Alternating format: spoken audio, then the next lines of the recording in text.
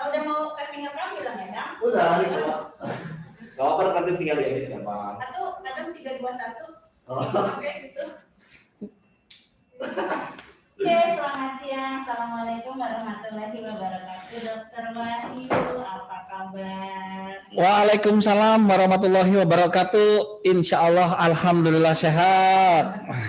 Baik, para dokter-dokter sejawat dan masyarakat awam, umum semua, selamat siang. Kita bertemu pada podcast ini, edisi pertama ya. Kenalkan saya Nina Ayu dan narasumber kita hari ini Dokter Wahyu, salah satu atau satu-satunya ya dok, juru bicara Satgas COVID-19 di Kota Sukabumi. Benar ya dok? Ya. Satu-satunya juru bicara nih. Ya, yang satu-satunya yang tercatat begitu ya. Tapi untuk masalah COVID bisa siapa saja menjadi narasumber begitu. Tapi kalau untuk juru bicara saat ini yang ditunjuk memang ketibannya masih saya lah gitu ya. Dan alhamdulillah memang di mana-mana yang jadi juru bicara masih dokter begitu. Masih Ya. dokter ya? Ya. Oke, baik. Mungkin sama kali ya sama Raisa itu ya. Ya. Harusnya ada reuni dengan Raisa gitu ya. Raisa kan udah Nanti makanya kontraknya diperpanjang lah, suruh di Kota Sukabumi. Gimana dok kabarnya hari-harinya? Ya. Apakah masih sesibuk 9 bulan lalu? Atau sekarang malah tambah sibuk? Atau sudah mulai berkurang beban kerja dokter? Ya. Mengenai COVID ini, ya mungkin semua teman-teman sejawat maupun masyarakat sudah tahu kita mulai di Kota Sukabumi dimulai dari tanggal 1 April 2020 ya. Sekaligus pada ulang tahun Kota Sukabumi kita juga mendapatkan satu kasus COVID terkonfirmasi gitu ya. Nah, sampai hari ini kurang lebih datanya sudah lebih dari 2000 ya. 2000 lebih ya, 2000, dan angka itu akan terus meningkat karena terkait dengan tracing dan testing yang sering kita lakukan. Tracing dan testing kita sudah lebih dari 15.000 dari bulan April sampai sekarang ya. Nah, dari 2.200 itu peningkatan paling signifikan itu di bulan November dan di Desember. November dan Desember Ya. saat ini ya. Ya. Jadi dari mulai awal kemarin yang kedua mungkin penting ya sebagai jubir ternyata sibuk sekali per 30 menit. Ya begitulah. Jadi teleponnya emang kadang-kadang dari media ini gitu ya. Memang kadang-kadang kita harus memberikan informasi gitu kan. Ya, informasinya memang kita saring supaya tidak menjadi hoax dan juga yang penting bermanfaat buat masyarakat begitu ya. Mengenai angka-angka sebetulnya sudah tidak menjadi berita yang bagus buat masyarakat begitu, karena meskipun kita kasih upload angkanya sekian juga ternyata masyarakat tambah aja begitu ya. Jadi memang kita dari media COVID akan berpikir untuk mencari cara yang lain begitu. Orang siapa begitu ada yang kenal. Ada yang bocor kayaknya. Ada bocor sama latnya. Kalau benar-benar dia itu kan dulu kan. Baik, mungkin tolong di zoom-nya dimatikan dulu. Itu ada yang benar kesian yang punya comorbid gimana gitu. Ya. Ada peserta zoom ya. Mungkin bisa di-mute dulu. Di-mute dulu ya. Oke. Jadi dari awal sampai sekarang malah yang tinggi-tingginya itu di bulan November dan Desember ini ya? Kalau dia nggak punya comorbid. Jadi di bulan Desember ini kita semua di bulan November, mohon maaf, tanggal 2 November kasus kita saya hitung itu 491. 491. Desember tanggal 2 jumlah kasus kita 1031. Wow, naik 2 kali lipat. Ya, berarti hampir 100% peningkatannya. Di Januari kemarin angka kita sudah mencapai 2000-an begitu. Januari ini. Ya. Jadi dalam Desember ke Januari itu kita peningkatannya hampir 1000. Ya, jadi November dan Desember itu ternyata memang bukan hanya di Kota Sukabumi ya, di semua wilayah Sehingga Satgas Covid atau Kemendagri membuat edaran tentang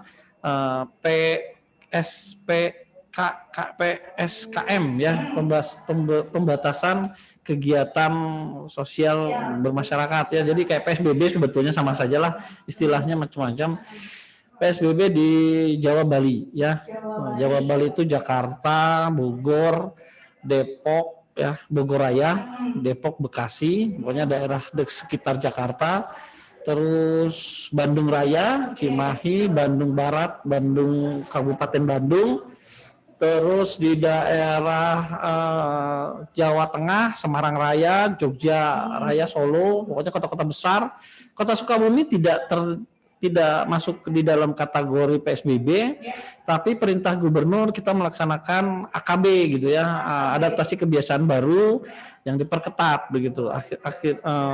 Contohnya seperti apa? Yang karena kita khawatirkan adanya PSBB di wilayah-wilayah lain akan memancing masyarakat itu untuk pindah ke Kota Sukabumi gitu. Oh, jadi karena ini pindah ke sini ya, Dok ya? Ya, pindah dalam artian di sana lagi PSBB, mainnya ke Kota Sukabumi. Penuh lah nanti di hotel penuh, di Kota Sukabumi. Ya, secara secara ekonomi memang menguntungkan, tapi secara kesehatan epidemiologis merugikan buat kita, karena banyak juga mungkin dari 200 atau 100 orang yang datang ke Sukabumi, 3-4 orang itu OTG dan mereka berkeliaran, mohon maaf istilahnya, di Kota Sukabumi, jajan di mana, jajan di Bandros Atta, jajan di Bakso Dedi, Bakso LK gitu kan, beli oleh-oleh di Sunda Rasa, di Mochi Kaswari gitu kan, jajan ke Dago, dan mereka mungkin berinteraksi dengan warga kota dan akhirnya kita juga yang tertular gitu. Nah, itu yang memang kita khawatirkan. Ya, jadi akhirnya kita buat AKB dan sesuai dengan edaran bahwa orang yang akan datang ke Sukabumi, ke wilayah Jawa Barat, mereka harus menunjukkan rapid antigen begitu. Ya. Nah, itu ya saat ini sebetulnya sudah diedarkan ke hotel-hotel ya, mau setiap tamu hotel harus memperlihatkan surat rapid antigen yang negatif begitu ya. Tapi apakah benar dikerjakan, Dok ya? Maksudnya Ya itu. yang ke Bakso Mambedi itu apakah dikerjakan? Ya itu. Jangan kan gitu, mungkin di hotel aja saya sanksi ya mengerjakan semua itu. Tapi gimana antisipasinya atau apa? Ya, jadi memang kita akhirnya bekerja sama dengan Dispora ya, Dinas Pemuda dan Olahraga di bagian pariwisata ya, Dispora Par. Mereka yang memang berkepentingan yang mengampu hotel-hotel yang ada di Kota Sukabumi. Jadi mungkin suatu ketika Satgas akan sidak gitu ke hotel-hotel gitu kan untuk melihat rapid antigennya begitu ya. Sekarang rapid antibody udah nggak dipakai. Di surat edaran itu adalah rapid antigen. Termasuk warga kota yang akan keluar kota juga sama gitu kan diminta. Itu dari tanggal 11 ini sampai tanggal 25 ya, sampai tanggal 25 Januari ya pembatasan ya. Ya. Ya, jadi teman-teman sejawat yang memang mau pergi kemana-mana begitu kan, ya hati-hati karena nanti mungkin sama bisa disidak atau bisa juga pada saat di jalan kena operasi justisi istilahnya begitu. Ya. Ya, ke Bandung memang ke Bandung sangat ketat katanya begitu ya. Menurut informasi, karena saya juga nggak berani nih nyoba-nyoba ke Bandung gitu kan. Ke Jakarta meskipun keluarga saya juga ada di daerah Depok, apalagi saya nggak berani juga pulang ke Depok gitu kan. Ya jadi ya tetap saja kita sebaiknya kita ikuti instruksi anjuran pemerintah untuk tetap di Kota Sukabumi selama masa PSBB Jawa Bali ini begitu. Jadi, ya.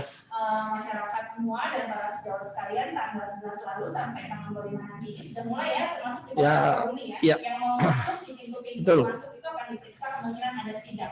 Random gitu ya, Dok. Ya, kemungkinan random dan waktunya kita nggak tahu begitu ya. Bisa pagi, bisa siang, bisa sore, bisa malam gitu. Itu gimana Satgas ya. Pokoknya siapkan rapid antigen hasilnya itu. Ya. Berlaku berapa lama, Dok, kalau kita punya ya. misalnya? Jadi rapid antigen itu harus dikeluarkan 2 hari sebelum kita bepergian. 2 hari sebelum bepergian. Ya, 2 kali 24 jam sebelum bepergian. Ya, sama sebelum naik pesawat sekarang kalau dulu kan berlaku 14 hari, sekarang sebelum naik pesawat harus memperlihatkan hasil rapid antigen 2 kali 24 jam. Kalau kita ke Bali 4 hari, berarti di sini di sini di swab antigen, begitu kita mau pulang di swab antigen lagi. Ya, seperti itu. 2 kali 24 jam sebelum pergi. Ya, jadi memang prinsipnya adalah mengurangi mobilitas masyarakat ya, karena kita paham penularan COVID ini lewat mobilitas masyarakat begitu. Kemudian tadi dokter bilang tracing ya masih dikerjakan kan saat ini. Ya. Nah itu sebenarnya prosesnya seperti apa sih mekanismenya gitu? Ya. Apakah kalau orang saat ini lagi banyak saya merasa ya di sekitar saya sendiri di rumah sekitar tuh udah ada yang saya positif apa yang harus saya kerjakan itu? Mungkin masyarakat juga pengen tahu dari Dokter Sukabumi ini dia harus lapor kemana atau pergi kemana gitu. Baik. Kita belajar selama 8 bulan ya dari April sampai bulan Desember kemarin bahwa sistem ini selama masa pandemi semua kegiatan tracing, testing begitu ya sampai Januari ini kita masih dilaksanakan oleh Dinas Kesehatan.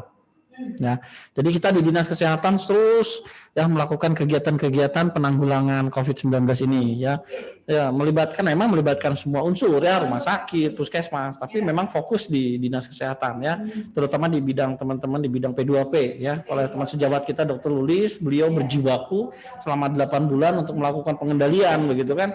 Kalau saya kebetulan hanya tinggal cuap-cuap aja begitu kan. Nah, beliau itu yang melakukan tracing. Jadi ada satu kasus gitu kan, dia cek ini, dicari si anu kontak sama siapa. Nah itu namanya tracing kita gitu kan.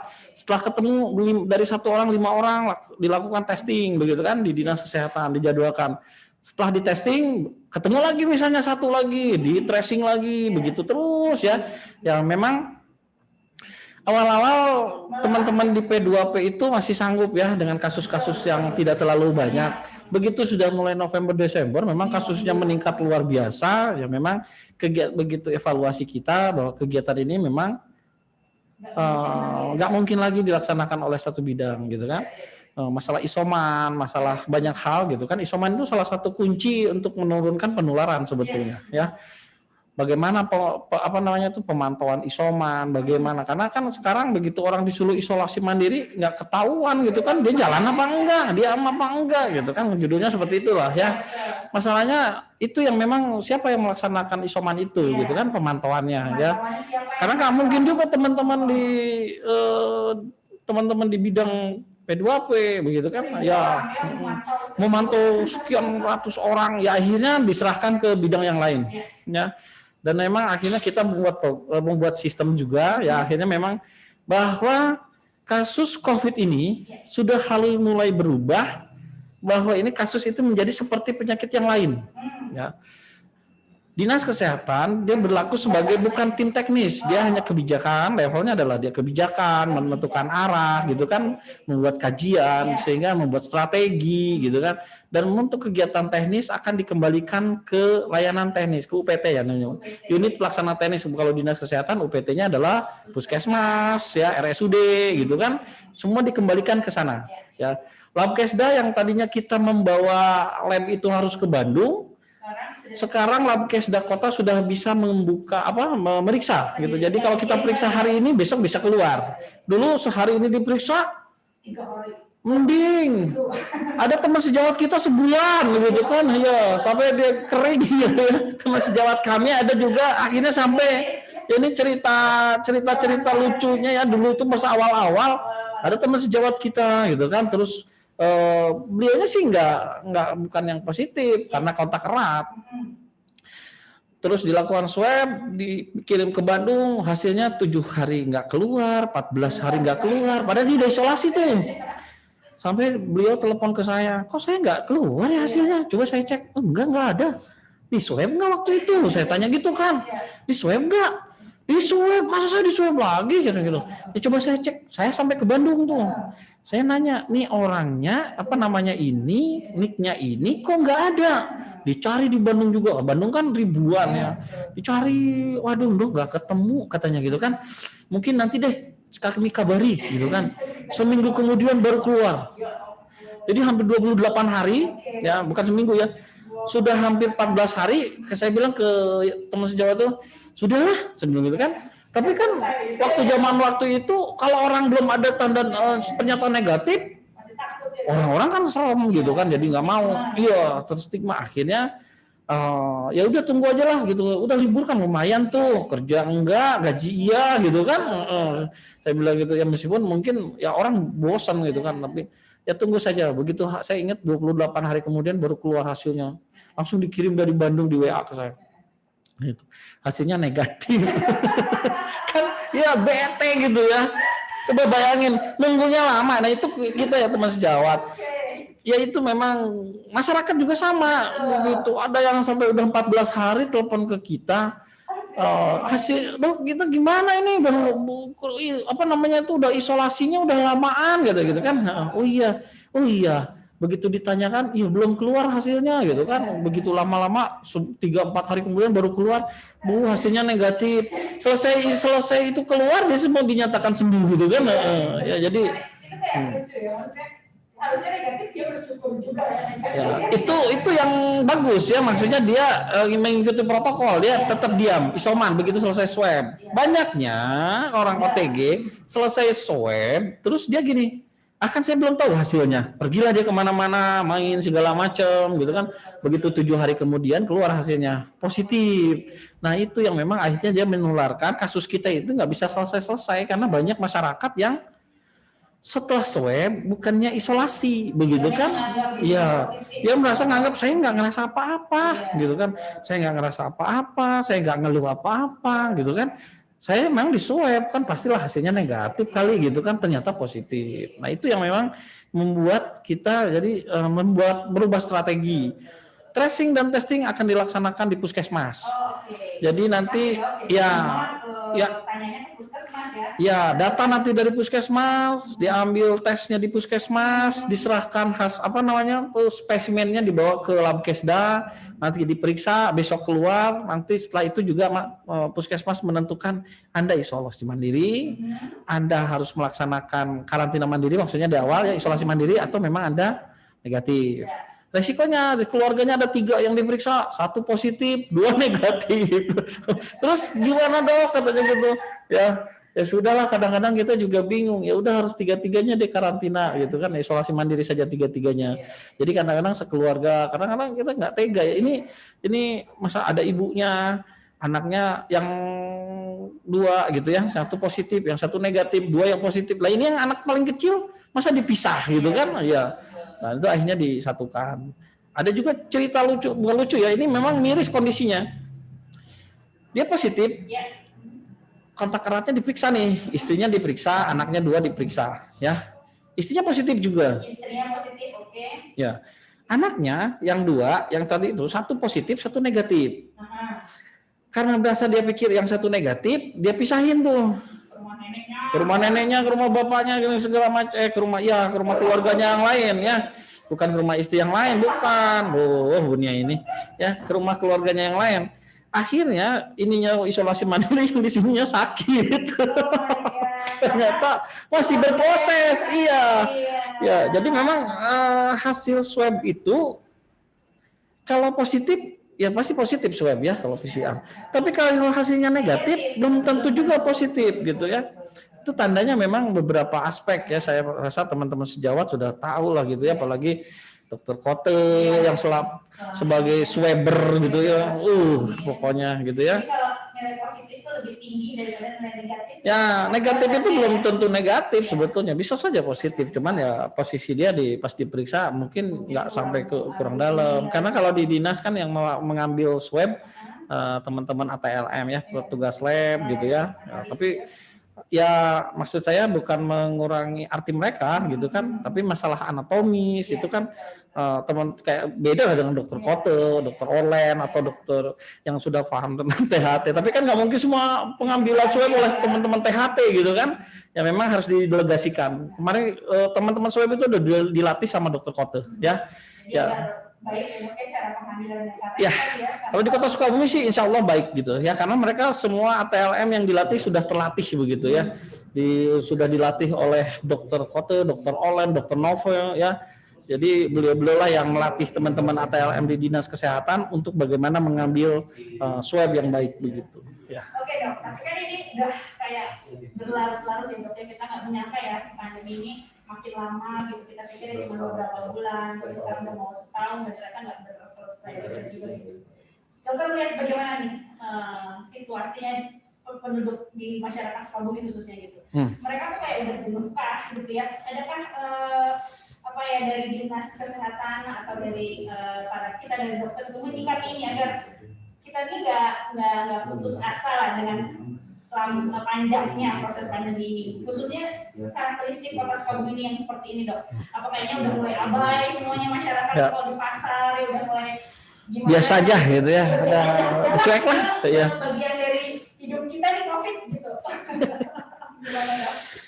Ya sebetulnya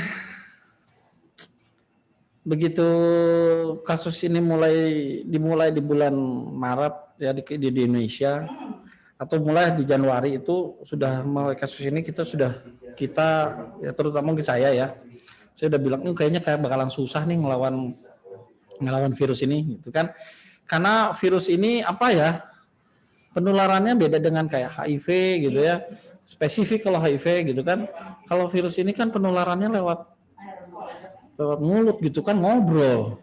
Orang Indonesia kan senangnya ngobrol gitu kan, banyaknya susah malah gitu kan. Akhirnya saya bilang ini susah ini gitu kan. Sekolah pasti ngomong, mana ada sekolah diem gitu kan. Jadi hal-hal itulah memang menurut saya agak sulit nih, apalagi perilaku masyarakat kita sangat ya susah gitu ya.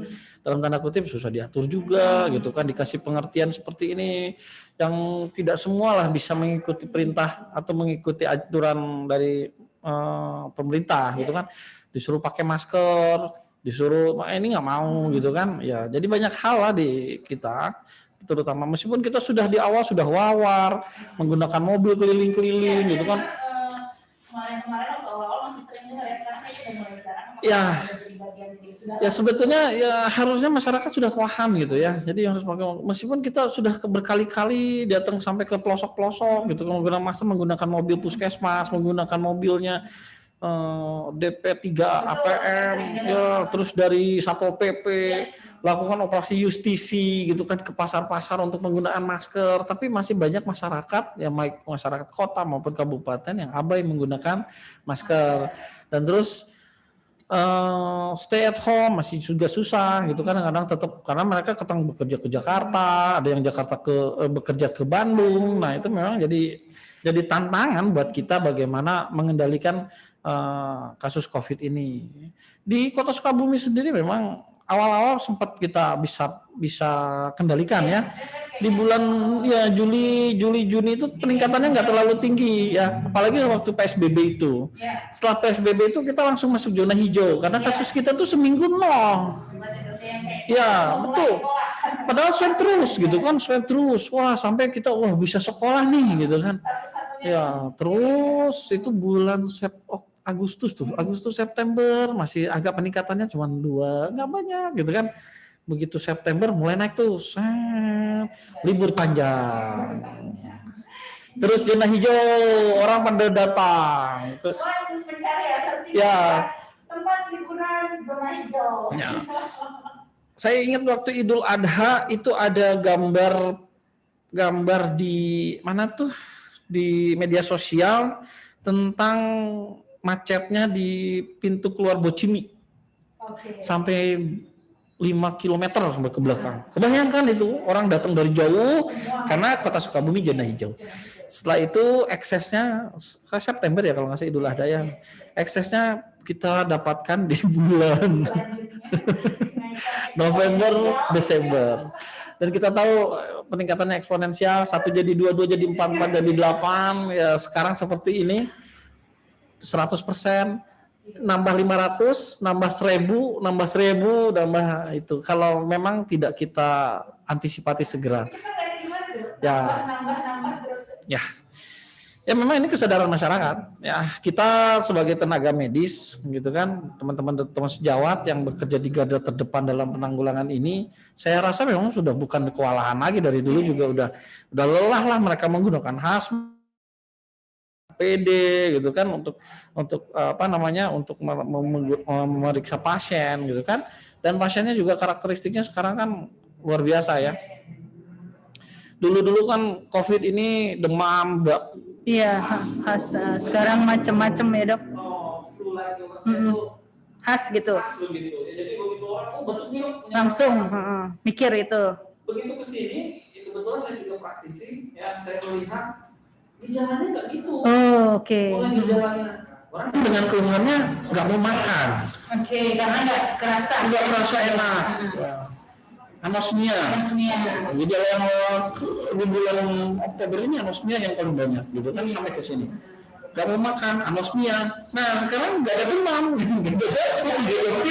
tiba-tiba datang dengan keluhan gak mau makan, lemes, anosmia. Akhirnya ternyata begitu dilakukan swab positif. Nah jadi gejala-gejala itu juga memang perkembangan COVID ini bukan berbeda ya, berkembang juga nih. Dulu seperti itu, sekarang ada diare segala macamnya. Memang akhirnya menyebabkan teman-teman di IGD itu Kewalahan ya. apa ya namanya itu suhu hijaunya harus naik gitu ya. Semua jadi kayak orang awam pun merasa berpikirnya wah ini masih COVID. Nah akhirnya jadi begitu. Padahal kan enggak. Kita waspada ya dok. Waspada. Ya jadi kecolongan ya. beberapa waktu lalu ada kita kedatangan elemen LSM ya ke kami. Beberapa masalah. Kalau saya terus terang aja, kalau ke rumah sakit Seram. Seram katanya nanti di COVID Kan, ada istilah di COVID kan. Swasta sekarang sama. Di COVID kan. Kita kasih penjelasan. Ya, sebenarnya bukan meng-COVID kan, tapi setiap pasien yang mau dirawat, screening ya. screening COVID. Kalau positif, maka dirawat di Biasa isolasi. sih, Kalau positif. biasa, tidak ada di Tidak COVID. kan, betul. Kebetulan saja Bersamaan. keluarga Bapak positif, jadi harus di ruang isolasi. Saya bilang, itu kan bahaya kan? Jangan saya bilang kan seperti itu. Ya. Jadi banyak hal yang memang masyarakat nggak paham. Ya kan tugas kita juga teman-teman di garda terdepan di IGD terutama menginformasikan bahwa pemeriksaan rapid atau pemeriksaan rapid antigen atau swab bukan untuk mengkafirkan. Tapi men-screening ya, melacak lebih cepat. Siapa tahu ada dan. Untuk apa? Misalnya kayak begitu. Iya. Tunggu dokternya aja. Iya, Gini-gini, APD. segala macam. Bukan begitu, kan? Karena kalau teman sejawat kami misalnya dokternya kalau misalnya banyak ada 10 orang dokter kena 5 maka tinggal 5 yang bekerja saya bilang gitu kan. Nah itu kalau 10 iya sekarang kalau dokter spesialisnya cuma 2 Nggak bisa bekerja. iya satu positif tinggal 1 maka dia akan bekerja lebih ekstra kan. Nah ini nanti bisa sakit lagi akhirnya yang rugi siapa? Yang rugi masyarakat. Itu yang memang harus kita sampaikan ya.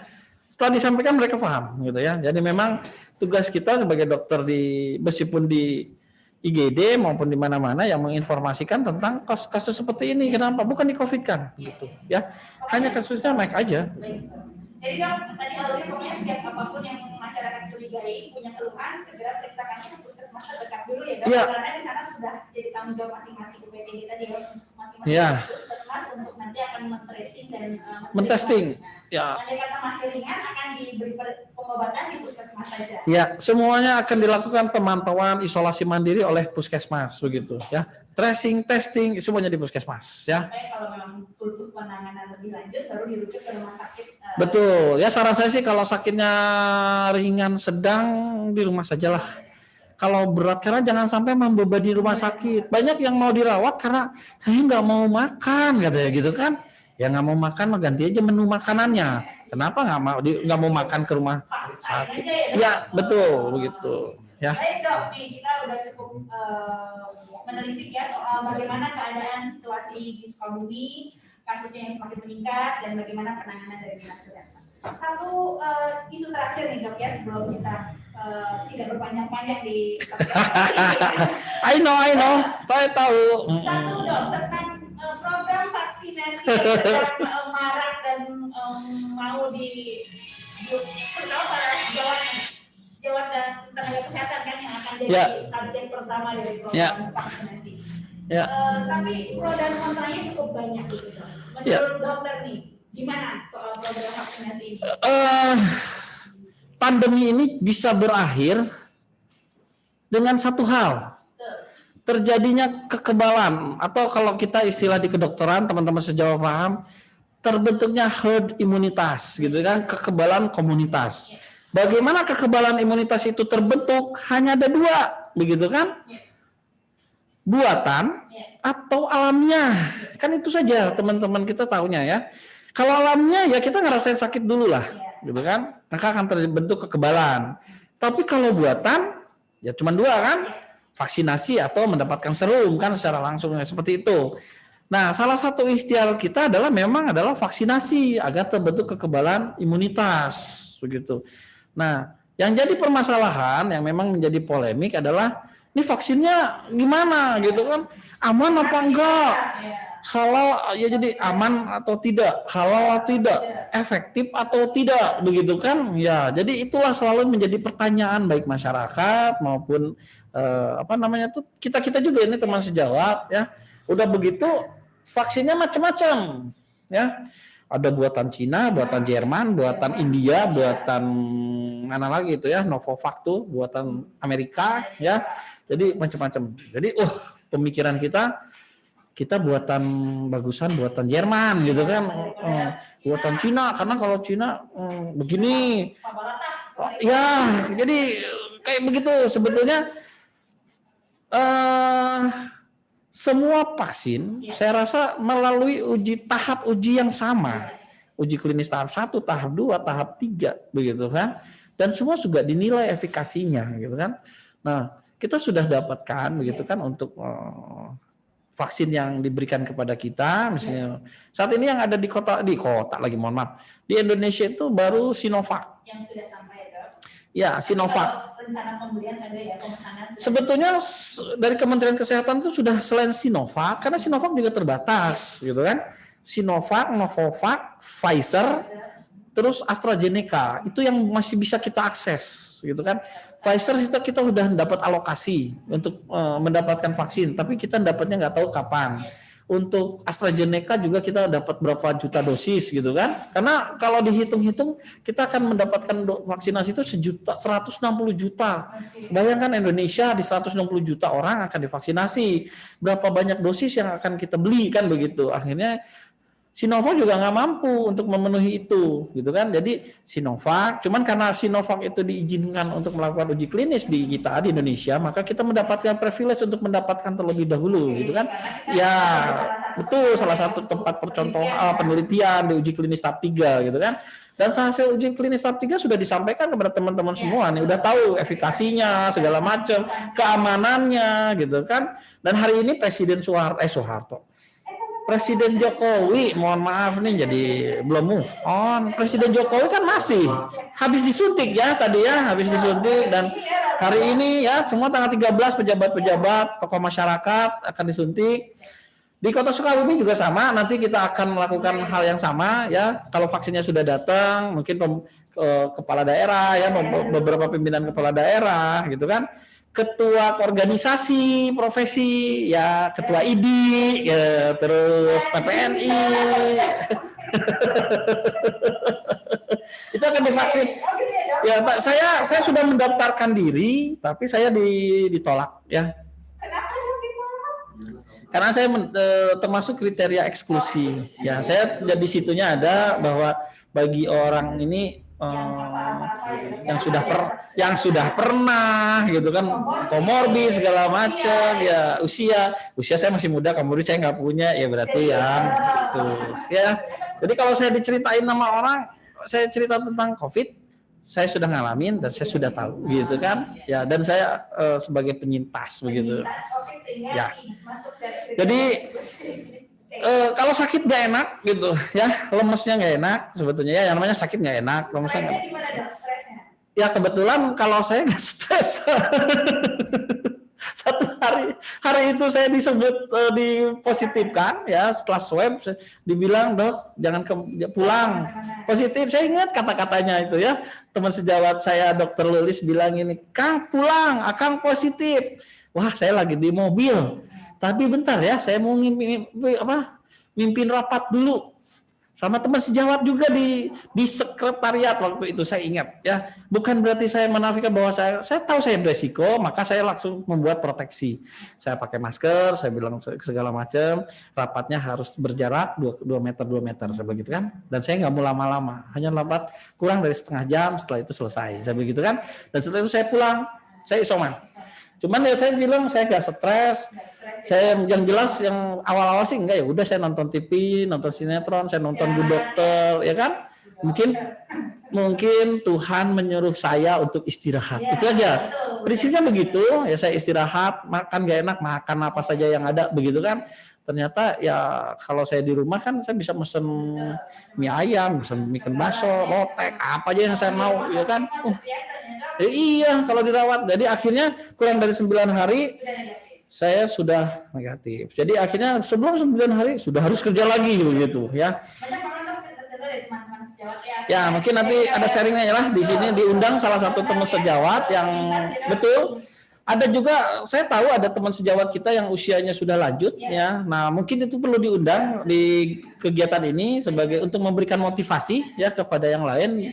Meskipun kita nggak tahu ya respon tubuh kita terhadap COVID, tapi yang penting ternyata pemikiran yang bagus itu menjadi lebih baik gitu ya. Jadi selalu berhusnuzon, selalu berpikiran positif, dan itu membantu proses penyembuhan lebih cepat gitu. Padahal dokter juga nggak ada komorbid ya. Nah, saya punya asma tapi nggak sesek sih, tapi nggak sesek banget gitu ya. Artinya maksudnya kita mestinya nanti kita mengundang sedikit beberapa. Ya efeknya jelek aja bagi saya ternyata isoman itu. Ya, berat badan saya jadi naik gitu kan, itu aja yang saya. Oh gitu ya. Baik, kalau begitu rasanya kita cukup ya dok ya, tidak usah berlama-lama. Intinya tadi pesan dokter bahwa keadaan Kota Sukabumi ini ternyata memang sama trennya seperti di kota-kota lain di Indonesia, makin meningkat. Jadi jangan masyarakat Sukabumi dan Tarasdel semua jangan merasa sudahlah ini sudah jadi bagian COVID, kita sebagai bagian yang biasa ya, pandemi ini sudah jadi bagian dari kehidupan kita. Tapi tetap waspada karena ternyata di 3 bulan terakhir ini semakin meningkat secara cukup signifikan ya dok, bahkan berkali-kali lipat gitu meningkatnya. Jadi tetap harus jaga protokol kesehatannya. Untuk vaksinasi kita harus tetap dukung ya dok. Vaksinasi saya harap semua tenaga nakes begitu ya, tenaga kita sebagai pionir untuk mengikuti vaksinasi ini ya. Kita sudah menghitung resiko dan keamanannya ya. Jadi tetap bahwa meskipun nama kita terdata akan ada screening gitu ya. Ada tim ahli juga, nanti ada tim ahli yang akan menentukan ini bisa apa enggak gitu kan, boleh atau enggak, karena memang kita sudah membentuk dari ID ya, dari teman-teman ID dan Dinas Kesehatan membentuk tim ahli untuk menilai segala macam resiko dan kelayakan teman-teman. Jadi kan dok ini banyak nanya juga di grup gitu ya, dok ya, para dokter-dokter ataupun tenaga kesehatan yang lain ya. Ada yang belum, ada yang sudah dapat SMS. Gitu. Oh iya. Itu jadi berdasarkan SMS itu kah atau nanti kita akan data ulang atau memang kita tidak semua saat ini gitu semua data Sukabumi atau bagaimana? Jadi yang terdata ini hitungannya di SDK ya, sumber daya kesehatan di Kota Sukabumi sudah ada 4.030 ya. 4.000. Ya, dokter sendiri yang terdata di saya sebanyak 300 sebentar ya, supaya enggak. Untuk apa, yang sudah penerima vaksin. Jadi ya. Sebenarnya belum semua ya. Jadi untuk dokter saja ada 366 orang. 366 orang yang sudah terdaftar. Yang terdaftar untuk mendapatkan vaksinasi ya. Berarti kalau saya termin sekarang ya. Dokter umumnya ada 205 di sini ya. Kalau dikurangi saya jadi 204 mungkin gitu ya. Tapi itu yang sudah terdata ya di data kita. Saya juga nggak dapat SMS gitu ya, jadi nggak usah khawatir juga kepada teman-teman yang nggak dapatkan SMS ya. Yang penting teman-teman nanti begitu pada saat vaksinasi emang ada undangan ya dari kita, datanya akan dikirim kepada kami ya. Nanti setelah yang nggak ada itu nanti kita akan mintakan mengisi Google Form gitu kan untuk ke kita juga, nanti kita akan berikan vaksinasi. Tapi kalaupun yang dapat SMS juga bukan berarti wah saya bakal divaksin, belum tentu juga Cuma siap-siap. Iya, bahwa Anda akan mendapat vaksin. Nanti begitu dia masuk ada screening 16 pertanyaan yang harus dijawab. Baik. Ya, nanti kalau sudah tidak lolos di situnya, maksudnya bukan tidak lolos, memang tidak bisa diberikan vaksinasi saat itu, maka dia tidak divaksin. Terus, jadi seperti itu. Ada syarat-syarat tertentu lah gitu, ya. Jadi pokoknya jangan khawatir, nanti tetap akan ada pendataan langsung untuk tenaga kesehatan dan dokter yang terutama di Ya. Polres Sukabumi. Betul, Itu begitu. saja. Kira-kira Ya. itu pelaksanaannya sekitar bulan apa, Dok? Untuk vaksinasi ini, vaksinnya akan datang kurang lebih di bulan ini, ya. Bulan ini mungkin di pertengahan bulan. Saya nggak bisa memastikan tanggalnya, tapi yang jelas untuk ini menurut penanggung jawabnya di bidang P2P, teman sejawat kita, menurut Dr. Lulis, kemungkinan pelaksanaan vaksinasi sudah kita rancang dulu. Terus kemungkinan di bulan, kalau nggak akhir Januari, mohon maaf, di awal Februari begitu. Ya, setelah data itu semua terkompilasi juga, kalau untuk semua tatanan kayaknya sudah di Vaskes sudah siap begitu kan. Dan saya rasa semua dokter juga nyuntik mah bisa gitu kan ya. Tapi vaksin sudah datang ya, Dok? Vaksin belum. Belum. Rencananya katanya besok gitu ya. Besok vaksinnya akan datang ke kita. Ya mudah Dan kita nanti akan disebarkan di setiap Vaskes. ya. Vaskes yang sudah ditunjuk oleh kita, nanti teman-teman akan di mana di vaksinnya gitu kan. Jadi misalnya di Rumah Sakit Samsudin, ya nanti teman-teman di Rumah Sakit Samsudin sudah menunjuk siapa yang akan jadi tim penyuntiknya, pengelola limbah di Rumah Sakit Ashifa, Rumah Sakit Kartika, di Puskesmas begitu kan. Nah itu, cuman memang ada sistar caranya gitu ya. Termasuk juga dokter atau tenaga kesehatan di klinik mungkin kan? Ya, yang di klinik yang praktek pribadi, ya misalnya saya klinik A misalnya, termasuk petugasnya sampai tukang sapu, tukang pendaftaran gitu kan, ada di situ semua datanya, silakan. Ya itu dia biasanya disilakan ke puskesmas yang terdekat begitu ya. Sampai hari ini karena kalau kliniknya tidak tercatat sebagai yang memberikan vaksinasi gitu kan. Kalau tercatat sebagai pemberi vaksinasi, maka kita akan berikan vaksinnya begitu ya, karena memang sistemnya berbeda. Nggak bisa juga kita serahkan semua ke satu klinik. Nggak, saya sendiri yang menyuntik. Ada alurnya yang memang harus diikuti dulu begitu. Ya. Ya terakhir mohon maaf nih, satu nih. Jadi jangan berpikir, maksudnya gini, teman sejawat nih mau divaksin, saya vaksin aja di rumah, enggak begitu ya. Mohon maaf nih, untuk vaksinasi kita sama-sama gitu ya, divaksin. Misalnya ketua ID, wakil ketua ID, koordinator bendahara gitu kan, misalnya nih, itu ya divaksin bareng-bareng begitu ya. Nggak bisa juga di rumah begitu.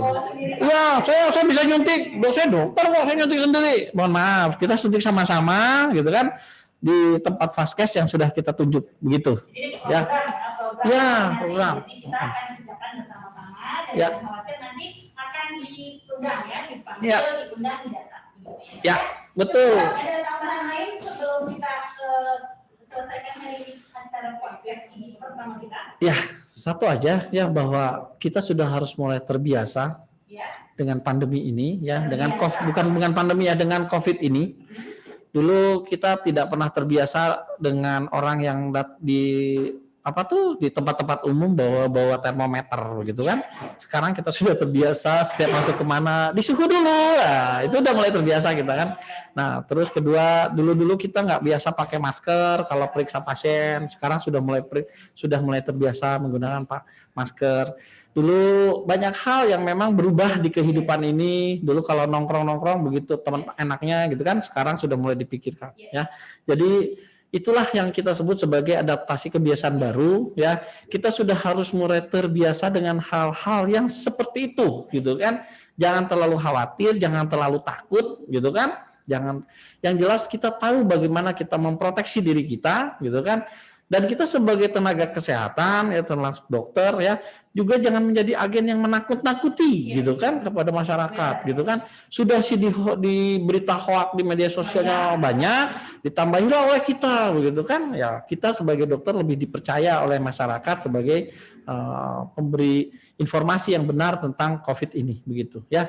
Jadi itu saja, terutama ini sekarang saya minta bantuannya kepada teman-teman sejawat tentang vaksinasi ini, karena memang ada beberapa bagian masyarakat yang masih bertanya atau masih saya nggak mau divaksin segala macam ya. Mungkin kita perlu untuk bahwa vaksinasi tidak semua bisa divaksin. Tidak semua orang Nah, ya bisa divaksin. hanya orang sehat dan memang iya ada kriteria-kriteria tertentu yang boleh divaksin. Kalau misalnya nggak mau ya misalnya gitu kan, ya nggak masalah gitu kan, karena memang dia nggak masuk kriteria.